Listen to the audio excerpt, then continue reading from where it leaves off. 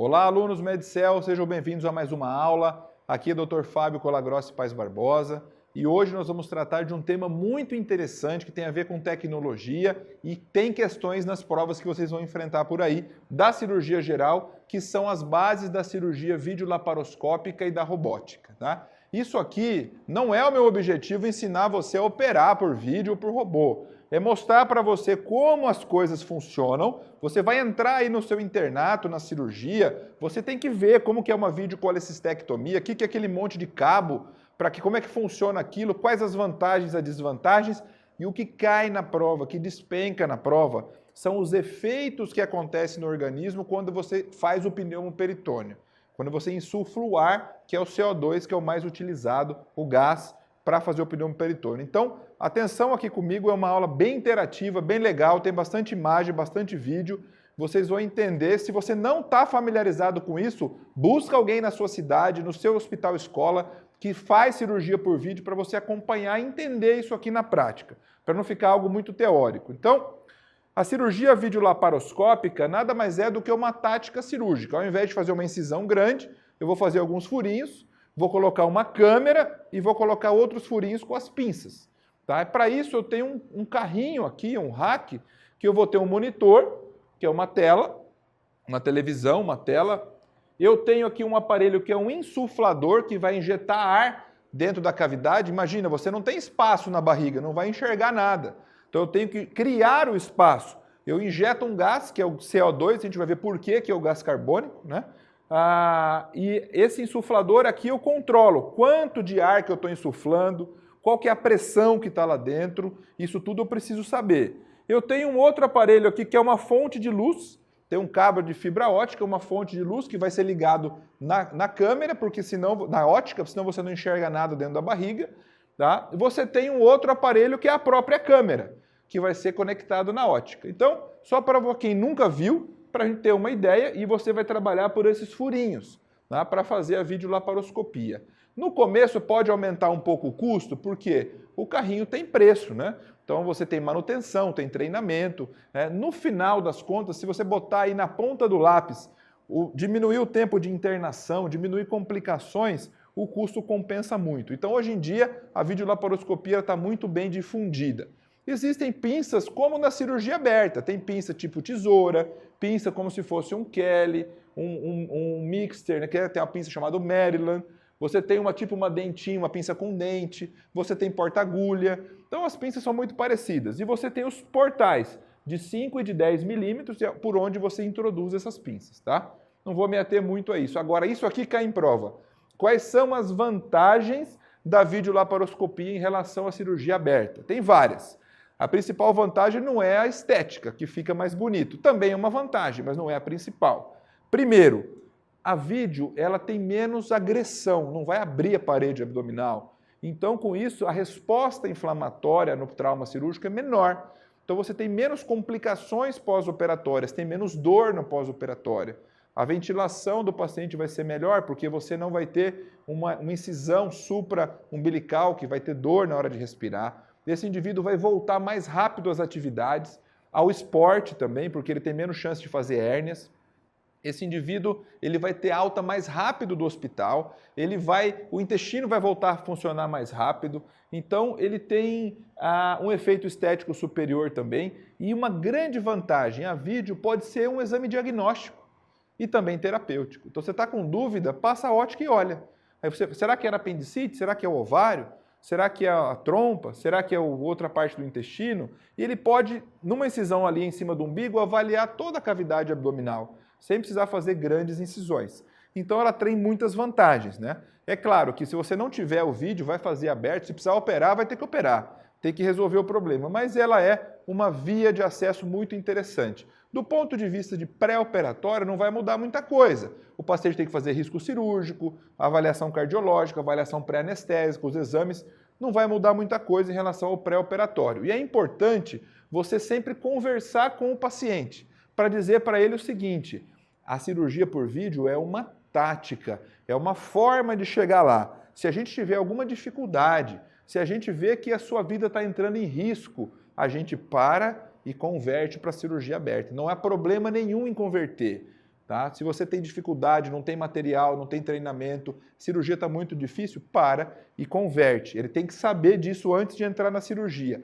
E sempre com anestesia geral. Por quê? Porque o pneumo peritônio ele incomoda muito, o paciente não tem como ficar com RAC, né? Ou com peridural. Sempre anestesia geral, uma regra. Cirurgia por vídeo igual anestesia geral, até porque ele tem que avaliar um controle muito bom da ventilação, porque pode dar acidose por conta do CO2, tá? Tem que ter um capnógrafo, então sempre anestesia geral.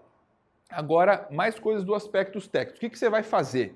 Você vai ter que injetar gás para criar esse espaço do pneumo peritônio. Essa forma de injetar gás pode ser de duas formas. Uma técnica fechada, que eu vou colocar uma agulha às cegas, chama agulha de Veres, e eu vou injetar o gás. E depois eu vou pegar o meu trocáter e vou colocar ele às cegas, naquela cavidade já feito o pneumo peritônio. E uma técnica aberta, que eu prefiro, que é a técnica de Rasson, em que eu vou simplesmente abrir a aponeurose, vou olhar, coloco o trocáterzinho direto, sem aquele prego, e aí eu faço o pneumo peritônio pelo trocáter, lentamente, sob visão direta, com menos risco de lesão. Então, uma delas é a agulha de Veres, que é muito utilizado também, tá? É seguro para quem tem um bom treinamento, mas você pode sempre ter alguma lesão. Então, por essa agulhinha eu injeto o ar, ele vai insuflar o abdômen e depois eu entro com o trocáter de 10 milímetros na região do umbigo. Essa agulhinha é a agulha de Veres, tá? Então, quando ele perde a resistência ali da parede abdominal, ele retrai aquela ponta cortante, tá? Mas pode ter algum grau de risco na hora de fazer o pneumo peritônio. E a técnica aberta, eu vou abrir e vou colocar direto o meu trocáter. E aí eu vou injetar o CO2 por ele, vou criar aquela cavidade abdominal com gás para eu poder enxergar as coisas, tá? Então, e aí eu vou colocar minha ótica com luz e eu vou ter uma visão para fazer um inventário da cavidade. Então começa a primeira coisa fazendo o pneumo peritônio com o CO2. Agora, por que CO2? Né? Podia perguntar para você, mas CO2? Gás carbônico não é um gás ruim? Por que não faz com oxigênio? Aí eu pergunto para você aqui, você quer fazer pneumo com oxigênio? A primeira vez que você usar o bisturi elétrico, o que vai acontecer? Vai explodir a barriga do doente, porque o oxigênio é inflamável. Então o CO2 ele é muito bom, porque primeiro ele é barato, ele não tem cor, ele é transparente, facilmente disponível, ele não tem combustão, tá? E ele é um gás muito difusível. Então qual que é o problema do gás? Imagina se eu colocasse um gás, quando eu tiver um vaso lesado, esse gás entrar dentro da corrente sanguínea, ele vai dar uma embolia gasosa, isso pode ser fatal. O CO2 ele se dissipa, ele se dissolve. Então ele vai ser absorvido, pode dar outras consequências, mas não fica a bolha de ar dentro do vaso. Então essas são as vantagens dele. Ele é transparente, ele é não inflamável, ele é de fácil acesso e baixo custo, ele é altamente solúvel em água, então não vai ficar bolha dentro do vaso e reduz o risco de embolia gasosa fatal. Isso aqui cai muito em prova. Então o CO2 é ideal? Não, ele tem alguns efeitos colaterais, ele vai ser absorvido, aumenta a acidose, né? Então ele faz uma hipercarbia, mas dentro dos gases possíveis de você utilizar, ele é um dos melhores gases. Então é o CO2, é o gás carbônico mesmo que você vai usar para fazer essa cirurgia. Agora você vai insuflar o ar, o importante é você começar a insuflar devagarzinho. Você pode regular isso no aparelho. Começa 1 litro por minuto. Devagarzinho, devagarzinho, e vai se instalando o pneumo peritônio e aí as repercussões sistêmicas vão ser menores. E você coloca lá qual pressão que eu quero deixar. Normalmente, você começa de 6 a 8 e a gente vai operar o paciente de 12 a 15 milímetros de mercúrio. Se aumentar muito a pressão, vai comprimir a cava, vai comprimir os vasos, o paciente vai ter uma série de efeitos colaterais. Se a pressão estiver muito baixinha, você não vai ter espaço para operar. A gente fala que está sem teto a cirurgia. A barriga cai e você não consegue enxergar nada. Então você tem que manter em torno de 12 milímetros de mercúrio, é bem seguro. A não ser que seja uma gestante, aí você vai operar com um pneu um pouquinho mais baixo, tá? Vai colocar a ótica, vai avaliar e depois os outros portais você vai colocar sob visão direta, olhando lá dentro para ver se não vai ter nenhuma lesão. Mas lembre disso, faça o pneumo devagar, tá? E mantenha de 12 a 15 milímetros de mercúrio, que a maioria dos pacientes vai aguentar muito bem. Então você tem uma ótica essa ótica você vai conectar aqui a fonte de luz e aqui atrás a câmera. Tá? Essa ótica ela pode ser uma ótica de 0 grau, retinha assim, que só enxerga para frente. Mas o que a gente mais usa é a ótica de 45 graus, que ela é curva. Então quando eu viro essa ótica eu consigo ver o teto. Então ela é muito interessante que você tenha uma visão aí melhor da cavidade abdominal. Tá? Agora, quais são as alterações fisiológicas do pneumo peritônio? Então vamos pensar, essa aula aqui, pessoal, muita gente tem dificuldade, acha chato, não quer estudar, mas cai em prova, mas eu vou chamar você aqui para fazer só um raciocínio clínico e lógico. Vocês vão ver que se você tiver lógica e um mínimo de conhecimento de fisiologia, você vai entender isso aqui. E aí você não vai esquecer mais, não vai ficar com aquele decoreba bobo de prova, tá? Então, primeiro, vai encher a barriga de ar. Se vai encher a barriga de ar, o que vai acontecer com o diafragma? Ele vai ser empurrado para cima. O que acontece com a ventilação, com a complacência pulmonar? Ela diminui, é óbvio. Né? Por isso que ele está no ventilador, porque o ventilador está ventilando o doente adequadamente. Né? Tem risco? Pode ocorrer hipercapnia? Pode. Então, usando CO2, o CO2 vai ser absorvido, ele pode aumentar. E a hipercapnia leva a uma acidose. Então, é esperado um certo grau de acidose. A acidose pode levar a uma taquicardia. Então a gente começa a pensar, eu sei fisiologia, eu estudei isso aqui lá atrás. Então você vai conectar as informações. Mas tudo isso é reversível quando? Teve alguma coisa grave, o anestesista reclamou, o paciente não está bem, o que você faz? Para a cirurgia, tira o gás, desfaz o pneumo.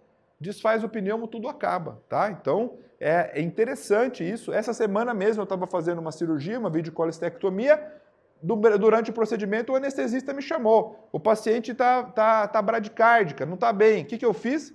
Tirei o pneumo, diminuiu o ar, voltou ao normal. A gente vai ver por quê, que a bradicardia é a principal arritmia que pode acontecer nesses casos. Nós vamos ver mais para frente. Sempre começar lentamente e qualquer dúvida, desinsuflar. Tá? Então vamos ver passo a passo quais são as alterações clínicas, principalmente pulmonares e cardíacas, que podem acontecer com esse paciente aqui. Existe esse conceito Golden 5 Minutes, então os primeiros 5 minutos de ouro. Tá? Então no começo do processo ali, na hora que faz o pneumo, que pode ter alguma alteração. Eu já vi paciente, não era meu felizmente, mas eu estava junto, fez o pneumo peritônio, paciente parada cardíaca. Tá? Então ele fez um reflexo vagal tão grande que ele fez uma bradicardia e parou. Então, e depois reanimou, voltou, tudo bem, mas olha o susto de quem está operando uma cirurgia eletiva. Então, tem que tomar muito cuidado com isso, tá? Então, pensa assim, eu vou dar um macete para vocês, tá? Vocês gostam de macete, eu vou dar. É assim.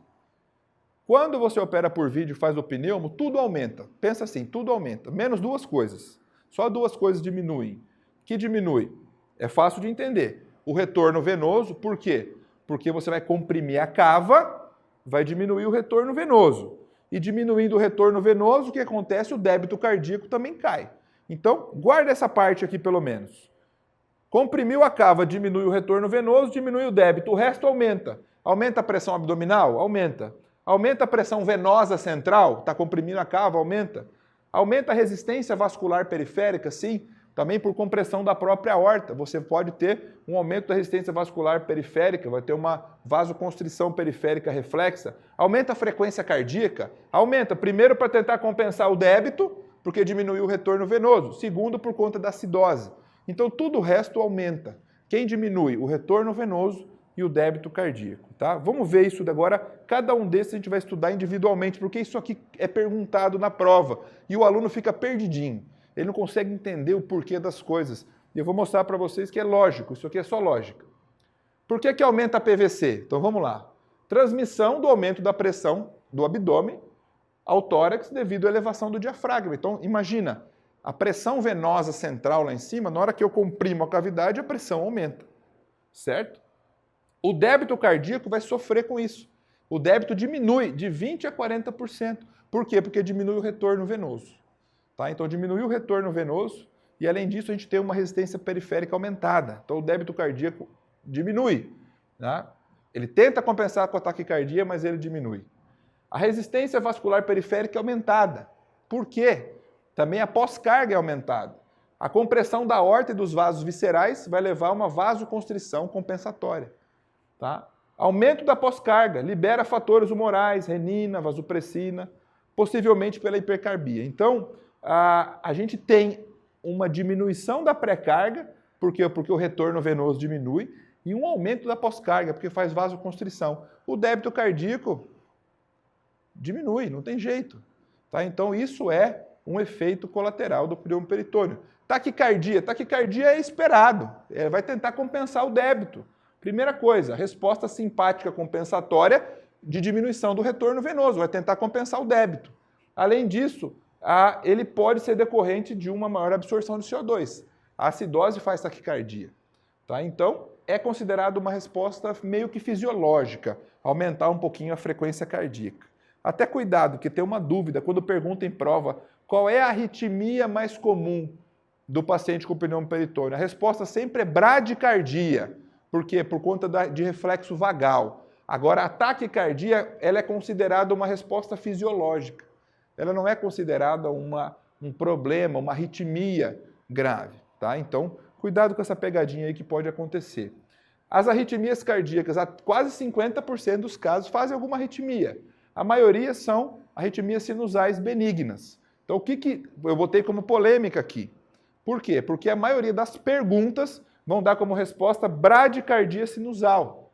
Né? Por quê? Por conta de um reflexo vagal, de uma distensão do diafragma, estiramento do peritônio. Isso aí dá um reflexo vagal, aquela manobra vagal clássica faz uma bradicardia que pode ir até a parada cardíaca. Tá? Agora, se eu for contar a taquicardia reflexa fisiológica, ela seria mais comum, mas ela não é considerada uma arritmia patológica. Tá? Então, se cair para você na prova, provavelmente a resposta vai ser bradicardia sinusal por conta do reflexo vagal, tá bom? Então anota isso aí e não perca a questão fácil. Aqui é uma aula quase de fisiologia para você poder entender esse assunto. Então aqui, dica de prova aqui. Diminui a pré-carga, por quê? Porque diminui o retorno venoso. Isso vai diminuir o débito cardíaco. Aumenta a pós-carga, por quê? Porque aumenta a resistência vascular periférica. Isso vai diminuir o débito cardíaco. Consequentemente, o trabalho cardíaco aumenta para tentar compensar o débito. Tá? Então, o que é que diminui? Retorno venoso e débito. O resto todo mundo aumenta. Guarda assim que você vai conseguir se sair bem. E trombose venosa? Vamos mudar um pouco de assunto. Faz TVP? É melhor fazer por vídeo? Tem menos chance de fazer trombose ou mais chance de fazer trombose? Eu botei aqui duas versões. Vamos ver o que você acha. Ponto de interrogação. O aumento da pressão abdominal não vai comprimir as veias e artérias, principalmente as ilíacas e a cava? Com isso, vai ficar mais estase venosa nas pernas, vai ter menos fluxo. Além disso, nós temos a posição do paciente, a posição de proclive, que ele fica com a perna para baixo. Tem situação de Trendelenburg, que você tem que levanta a perna, baixa a perna. Essa mudança de posição pode alterar o retorno venoso ou não. Tá? O tempo cirúrgico, quando mais prolongado, pode alterar. Então, pensando nesse ponto de vista, se comprime as veias e tem mais estase venosa, poderia ter mais risco de trombose? Por outro lado, eu tenho também uma deambulação mais precoce no pós-operatório. Eu tenho uma menor resposta ao trauma cirúrgico. Então, o que a gente vê na prática é que a maioria das vezes diminui o risco de trombose, a não ser que o paciente fique numa cirurgia muito tempo com a perna para baixo. Então, pode aumentar e pode diminuir, depende do caso. Na maioria dos casos, pela deambulação precoce do pós-operatório, diminui o risco de trombose venosa profunda. Ok? Outra situação, efeitos pulmonares. Aqui é umas coisas que mais caem. Então, o que o pneumo peritônio vai fazer? Ele vai aumentar ali a pressão abdominal, vai comprimir o diafragma, diminuindo a ventilação, diminuindo a capacidade vital e o volume respiratório. Ele pode ter, com isso, um desequilíbrio de ventilação-perfusão, levar a um grau de hipóxia, hipercarbia e absorção de CO2. Por isso que tem que ser ventilação mecânica, tem que ser controlado, tem que ter capnógrafo, para saber como é que está a excreção de CO2. Isso o anestesista consegue compensar muito bem.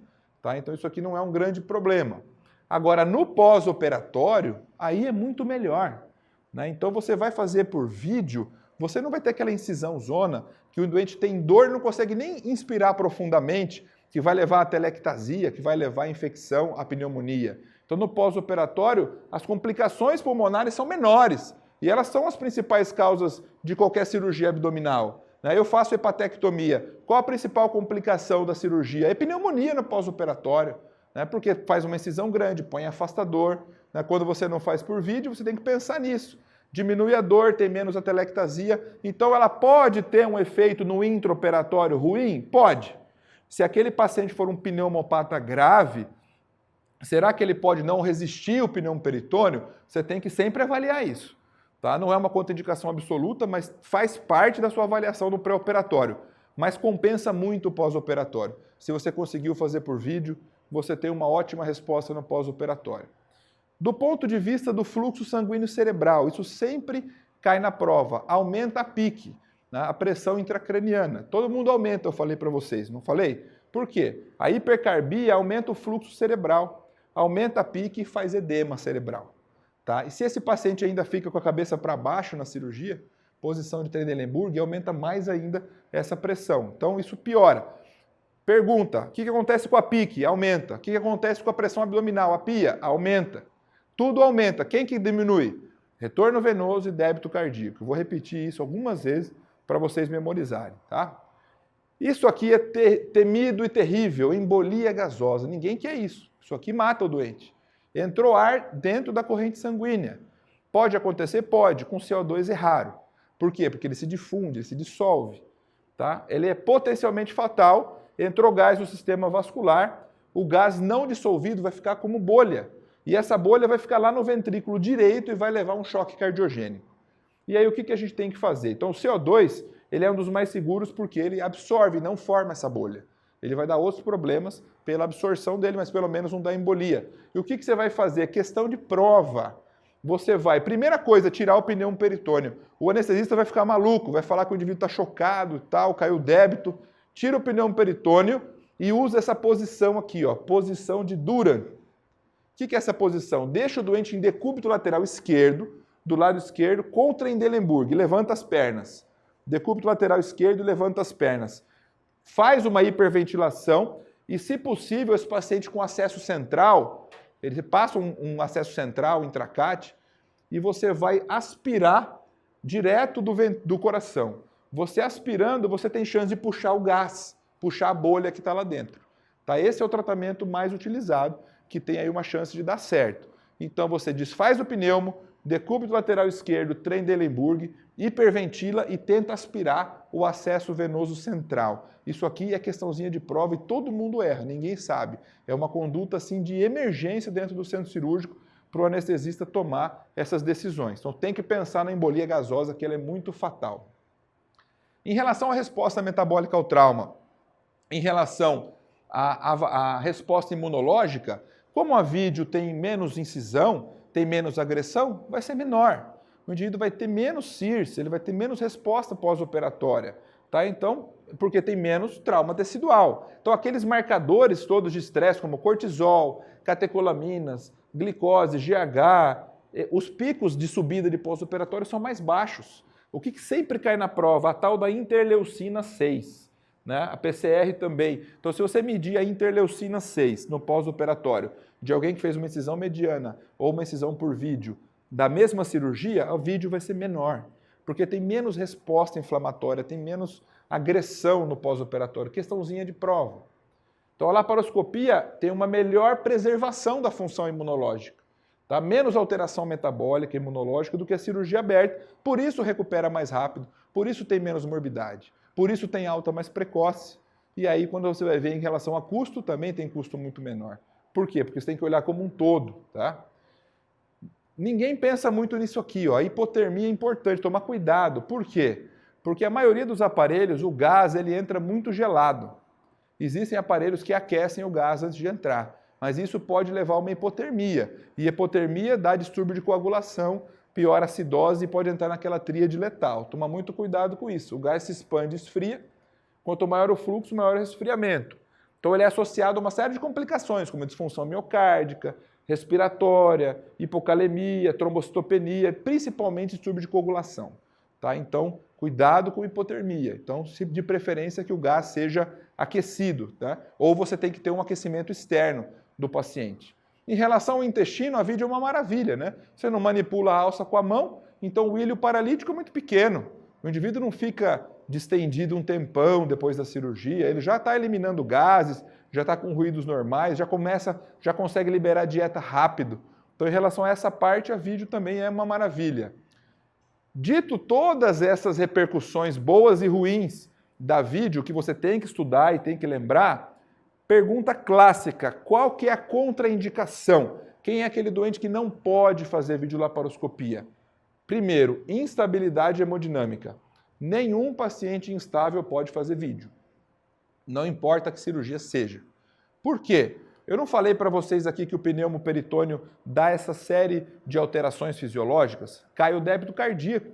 Se ele está instável, ele não vai suportar. Então, eu posso fazer vídeo no trauma? Posso, desde que ele esteja estável. É só essa regra. Tá? Eu não tenho material adequado, eu vou operar? Não. Eu não sei fazer, não tenho treinamento, eu vou operar? Não, faz aberta, não é demérito nenhum. Então essas são as contraindicações assim absolutas. Eu não tenho treinamento e material e o doente está instável.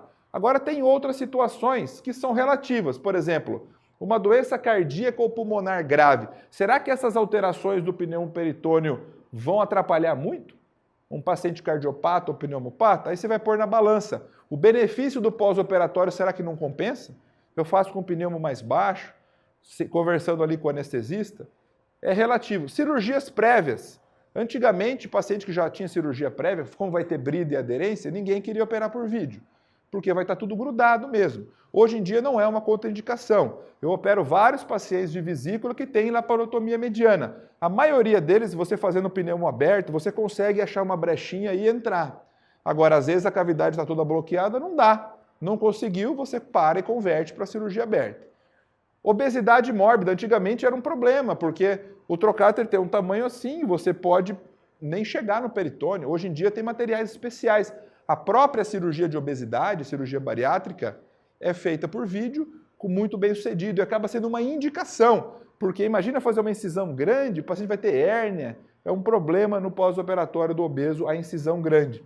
A gestante, pode ou não pode? Pode! Se for de primeiro, segundo trimestre, tranquilo. Você não precisa abrir a gestante. Agora, se for de terceiro trimestre, não vai ter espaço. Então vai depender da idade gestacional. Então são contraindicações relativas. A contraindicação mesmo é a instabilidade hemodinâmica. Guarde isso aqui, anota, cola na parede, aí no computador, que você não pode esquecer. A questão sempre vai dizer isso. Se está instável, não pode fazer vídeo. Complicações. Então existem complicações. Depende de cada cirurgia específicas, mas tem as complicações ali de fazer o pneumo. Então você pode, na hora de colocar o trocáter, perfurar uma víscera, pegar um vaso, né, ter uma lesão iatrogênica durante o pneumoperitônio. Né, pode insuflar o subcutâneo, embolia gasosa, o paciente pode ter um colapso cardiovascular, nesses pacientes muito graves. Existe uma mortalidade de 0,5%, morbidade de 4%. E existem complicações específicas, né? Na cirurgia da vesícula, você pode ter lesão de via biliar. Dá uma olhada nesse caso aqui, ó. Aqui a mesentérica inferior, ele está fazendo uma colectomia, vai botar um clipezinho, de repente, psh, meu Deus do céu, sai correndo. Volta a câmera, olha o desespero do câmera. E agora o paciente está sangrando. O cirurgião vai tentar clipar de novo, está sangrando. Aí entra de novo para clipar, de repente, psh, suja tudo de novo. Olha aí, o paciente está sangrando, tá? Problemático. E aí agora? O anestesista está nervoso. Não, conseguiu clipar, conseguiu parar o sangramento ali, mas só para vocês verem a dificuldade técnica que pode acontecer nesses casos, né? Então eu vou passar de novo para vocês verem aqui. Ó, a mesentérica inferior, então ele vai clipar na colectomia, tinha um coágulozinho ali, de repente sujou tudo. Se você não tem câmera, você não tem o que fazer. Então ele tem que tirar, limpar rapidinho e voltar para tentar clipar. Se ele não conseguisse, o que ele tinha que fazer aqui? Para tudo e converte, pega o bisturi frio e rápido. Abre, se for na cirurgia aberta ali, era só pôr a mão. Né? Então tem esses problemas na vídeo, você não tem ali um controle manual para resolver a situação. Tá? Então é um vídeo assim, interessante que eu trouxe para vocês, que existem, o método pode te dificultar muito o tratamento de uma complicação. Ali estava bem dissecadinho, bem bonitinho, mas já tinha uma lesão que estava tamponada, na hora que ele encostou, sangrou. Isso pode acontecer com o melhor cirurgião do mundo, tá? Então você tem que estar preparado. Toda vez que eu vou fazer uma cirurgia por vídeo, já deixa o material de cirurgia aberta ali do lado. Se precisar, você já converte rapidamente, tá bom? Então Então, cada procedimento pode ter complicação, por exemplo, como nesse caso aqui, uma lesão vascular, durante uma cirurgia de vesícula, uma lesão iatrogênica de via biliar. Então, cada um, durante uma hérnia de hiato, de refluxo, pode fazer um pneumomediastino, um pneumotórax, você está mexendo lá em cima, perto do tórax, pode ter lesão de aorta, lesão de esôfago, depende da cirurgia, você vai ter complicações específicas. Agora eu vou falar para vocês um pouquinho da robótica. O que vocês têm que saber? Conhecer a tecnologia e ver prós e contras que pode ser cobrado em alguma prova de vocês, tá? O que a gente tem em relação ao robô de positivo? O robô, na verdade, quem opera é o cirurgião, lógico, né? Só que o cirurgião ele não vai ficar ali em cima do paciente segurando as pinças, ele vai ficar de lado num console, como se fosse um videogame. Ele vai ficar ali com a cabeça enfiada ali, com o braço bem confortável, né? A vídeo muitas vezes dói o ombro, você não tem posição, e as pinças são articuladas, então você tem muito mais mobilidade, muito mais movimentos. Isso traz mais precisão e exatidão. Essas pinças articuladas fazem movimentos que a mão não faz. Então a sua mão esquerda ganha um poder absurdo, você vira um ambidestro ali naquela cirurgia. Né? Supera limitações da vídeo, que a vídeo você entrou num ponto, você não consegue mudar a pinça de lugar. Como a pinça é articulada do robô, você consegue. É muito mais destreza, tem um aumento importante, corrige tremor, tem uma ergonomia muito boa para o cirurgião e melhora muito a capacidade de sutura. Né? Qual que é o problema da robótica? Que ela é muito cara. Né? Então você vai ter aqui o cirurgião confortavelmente aqui no console, esse aqui é o da Vinci, então ele vai ter os braços apoiados, ele está tranquilo, está dentro, vendo uma tela em grande aumento ali, e alguém vai posicionar os braços do robô no paciente como se fosse uma pinça de vídeo normal. Tá? Então, e tem a possibilidade de fazer uma cirurgia até à distância, né? Para controlar esse material. Agora, essa pinça, olha só, ela é articulada, ela vira para cima, ela vira para baixo, ela tem uma mobilidade fora da normal que a pinça de vídeo não tem. Tá? Então, olha só, a nossa mão tem uma capacidade de movimento e a pinça do robô tem uma capacidade superior à mão humana. Tá? Então, ela acaba tendo movimentos que a gente não faz naturalmente. Tá? Então, olha, dá uma olhada nesse procedimento aqui que eu trouxe para vocês. Isso aqui, pessoal, é uma uva, tá? Uma uva, uma fruta, uma uva. Então, o robô, ele vai dissecar a pelezinha dessa uva. Tá? Só para vocês terem uma ideia da delicadeza do movimento e aí a vantagem que o robô vai ter quando eu tenho cirurgias extremamente delicadas. Né? Então, ele está tirando a pelezinha da uva, tá? Então, muito delicadamente, sem estourar a uva, né? Então o cirurgião também tem que ter delicadeza ali para fazer esse procedimento. Ele está sentado fora do paciente, então ele vai dissecar, tá? E vai tirar essa pelezinha da uva muito delicadamente. Tá? Então isso você está mexendo numa área, por exemplo, numa prostatectomia, que tem nervos, que você tem que ser muito delicado para não ter lesão e tal. A cirurgia robótica tem vantagem. Tá? Então, e agora o que ele vai fazer? Por incrível que pareça, ele vai suturar de novo a pelinha da uva. Tá falando, meu Deus, é possível fazer isso? É possível. Com um fio bem fininho, bem delicado. Então ele vai mostrar para vocês a capacidade de sutura que a pinça robótica tem. Quem está fazendo isso é o cirurgião, claro. Né? Então a gente fala que é o robô, mas não é o robô. O robô é só a possibilidade das pinças. Então ele vai dar um ponto igual à cirurgia aberta, igual à cirurgia por vídeo. Passa o fio, dá um pontinho, 2 voltinhas para um lado, uma voltinha para o outro. É o mesmo procedimento. Na verdade, o que muda é a via de acesso, é a forma, é a tecnologia, os materiais. Né? Então, ele pode ser muito útil. Olha o fiozinho bem fininho. Então, faz o primeiro nó, faz os seminós, depois ele continua fazendo um chuleio, o velho chuleio contínuo aqui. Tá? Então, ele vai suturar de novo a pelinha da uva. Eu dei uma aceleradinha aqui no vídeo para a gente não ficar perdendo muito tempo, mas só para vocês verem, depois ele está interrompendo e está finalizando a nossa sutura. Tá? Então está feito aí a sutura da uva. Corta o fio e é isso aí que a gente tem. Então, ele tem uma precisão muito maior do que a cirurgia aberta e da cirurgia laparoscópica. Olha aqui, isso aqui é uma cirurgia de pâncreas. Aqui ele está cateterizando o ducto vírsco, tirando a cabeça do pâncreas. Né? Está usando pinça laparoscópica normal, só para vocês verem. Dá para fazer por laparoscopia? Dá. Dá para dar ponto, é difícil, mas é possível, não é impossível. Então, só para vocês verem como aqui ele está deixando uma soldinha perdida dentro do vírsum. Agora, dá uma olhada como que é a sutura isso do robô. Olha o que ele faz agora, olha a pinça robótica. tá? Vou ficar para cá. A pinça robótica ela tem mais articulações, ele consegue passar o ponto. Para fazer a anastomose, ele faz com o robô. Ele é muito mais fácil, ele consegue cateterizar bem o Wirsung, entrar dentro do ducto, fazer a anastomose. Então ele está fazendo aí a sutura da região do intestino com o pâncreas, da duodenopancreatectomia, tá? Então, agora ele vai lá na via biliar, tá? Então ele está soltando aqui, vai sair bile, ele vai dar uma debridadinha, tá? Então aqui é o ducto hepático, lá em cima, né?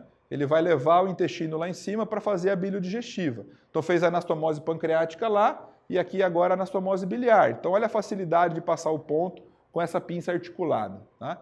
Então ele vai passar o ponto no intestino, passa o ponto na via biliar e depois vai fazer o ponto contínuo. Então ele amplifica a imagem, ele tira tremor, ele melhora o movimento, então ele fica uma sutura muito mais perfeita, né?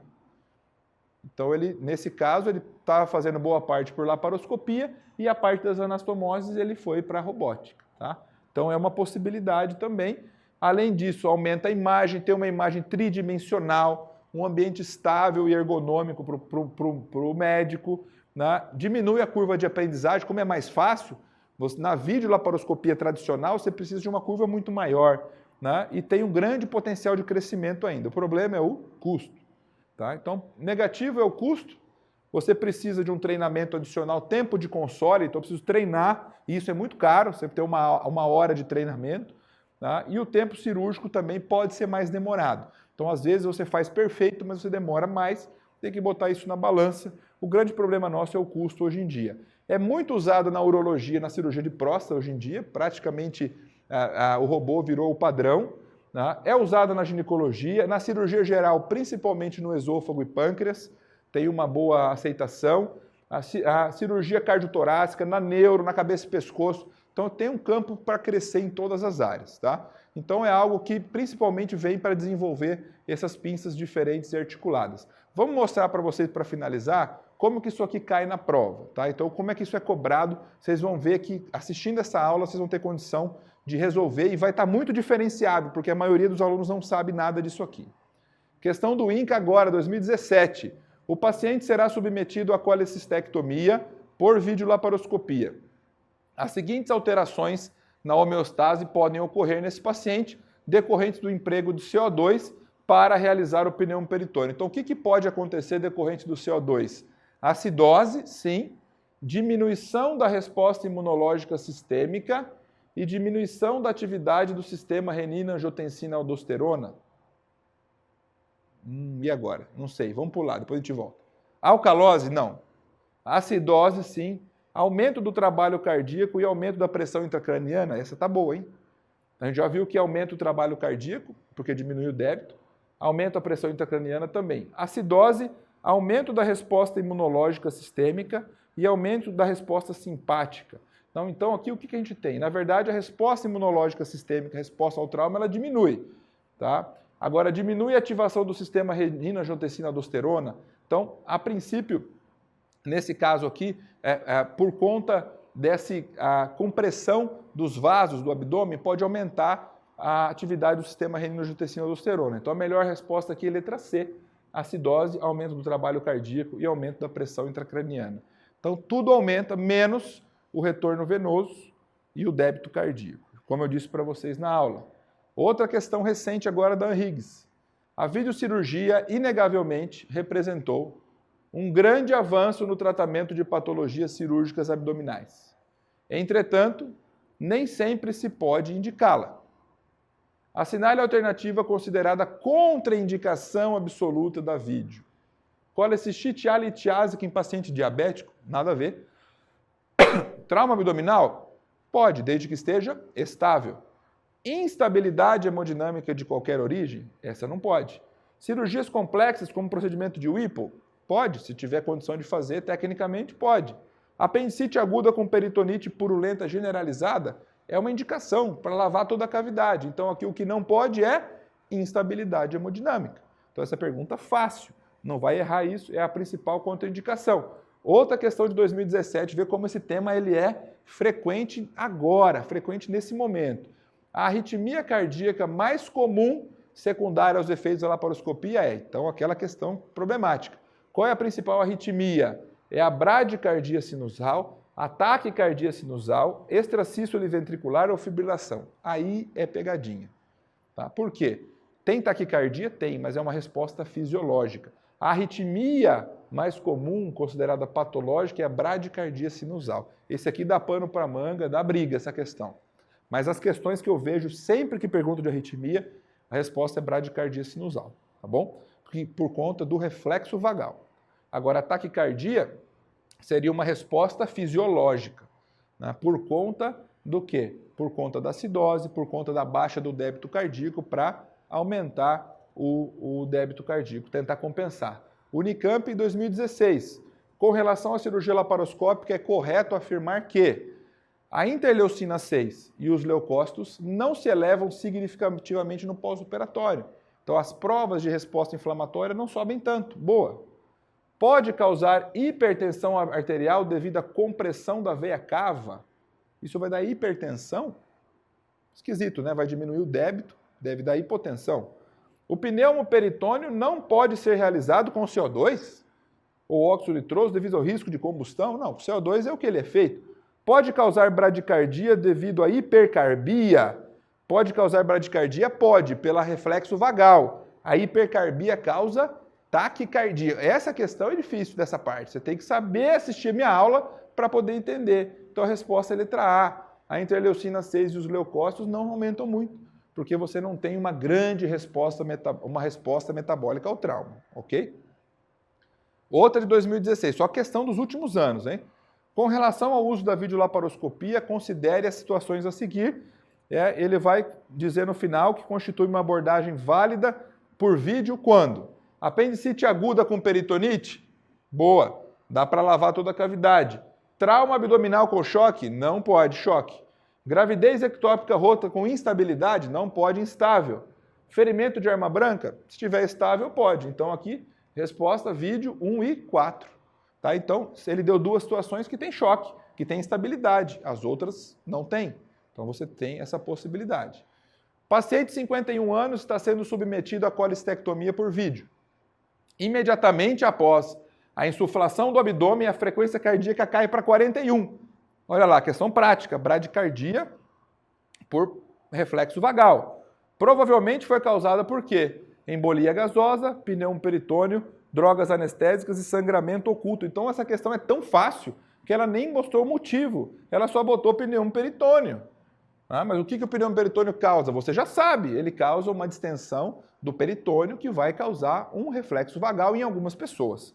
Tá? Então, uma questão fácil. Você viu a quantidade de questões? Eu só botei alguns exemplos aqui. E você precisa estudar isso, porque isso vai cair na sua prova. Então, quais são as vantagens da vídeo? Lembrar, em relação ao retorno às atividades, menos dor no pós-operatório, a parte estética, retorno à parte esportiva, ao trabalho. Lembrar das alterações fisiológicas, cardíacas e pulmonares principalmente. Lembrar das principais complicações do próprio pneumoperitônio e as lesões viscerais. E contraindicado na instabilidade hemodinâmica. Então, isso aqui, pessoal, é uma aula que parece que é de outro mundo, que é complexa, mas não é. É uma aula que você tiver um conhecimento de fisiologia e bom senso, você vai entender isso aqui. E as questões vão se repetir. Lembra do CO2, lembra das vantagens, lembra da contraindicação e lembra das alterações fisiológicas, principalmente cardíaca e pulmonar, que você vai tirar de letra. E vai repetindo questão, que você vai ver que as questões só se repetem, ok? Façam questões, leiam o capítulo, assistam a nossa aula, revisem a nossa aula, mandem as dúvidas. Eu estou à disposição de vocês. Grande abraço, boa sorte e até a próxima.